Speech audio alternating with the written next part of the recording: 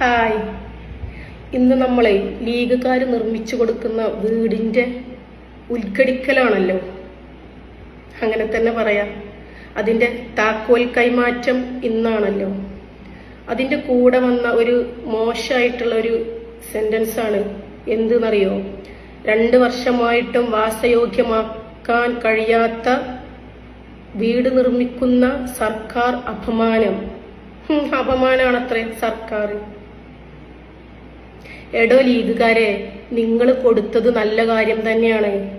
അതിൻ്റെ കൂടെ സർക്കാരിനെ മോശപ്പെടുത്തി കാണേണ്ട ആവശ്യമൊന്നുമില്ല. നിങ്ങൾ കൊടുത്തത് വെറും വീടാണ്, അതൊരു സഹായമാണ്. പക്ഷെ സർക്കാർ കൊടുക്കുന്നത് ഒരു ടൗൺഷിപ്പാണ്, കംപ്ലീറ്റ് ടൗൺഷിപ്പാണ് അല്ലേ? നിങ്ങളെ വീട് കൊടുക്കലും ഒരു ടൗൺഷിപ്പ് കൊടുക്കലും രണ്ടും രണ്ടാണ് അല്ലേ? അതിനെ രണ്ടിനെയും നിങ്ങൾ ഒരേ ദിശയിൽ കാണരുത്. നിങ്ങൾ വെറും വീടാണ് കൊടുത്തത്. ഈ വയനാട്ടിലെ മനുഷ്യർക്ക് വെറും വീട് മാത്രമല്ലായിരുന്നു ഉണ്ടായിരുന്നത്.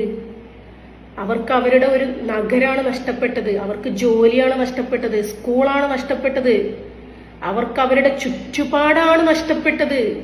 ദുരന്തത്തിൽ നിങ്ങൾ അവർക്ക് നൽകുന്നത് വീടാണ്. നിങ്ങൾ നൽകിയ വീടിനെ വില കുറച്ച് കാണുകയല്ലേട്ടോ. ഇനി അങ്ങനെയും ചിന്തിക്കും ചില വിവേകമില്ലാത്ത മനുഷ്യർ. നിങ്ങൾ കൊടുത്തത് ഏറ്റവും വലിയ സഹായമാണ്, അതിന് സഹായം എന്ന് പറയണം. പക്ഷേ സർക്കാർ നൽകുന്നത് പുനരധിവാസമാണ്.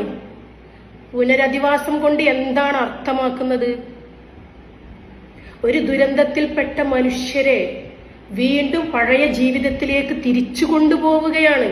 അതാണ് പുനർനിർമ്മാണം എന്നതുകൊണ്ട് ഉദ്ദേശിക്കുന്നത്. അതല്ലാണ്ട് ഒരു വീട് കൈമാറലല്ല.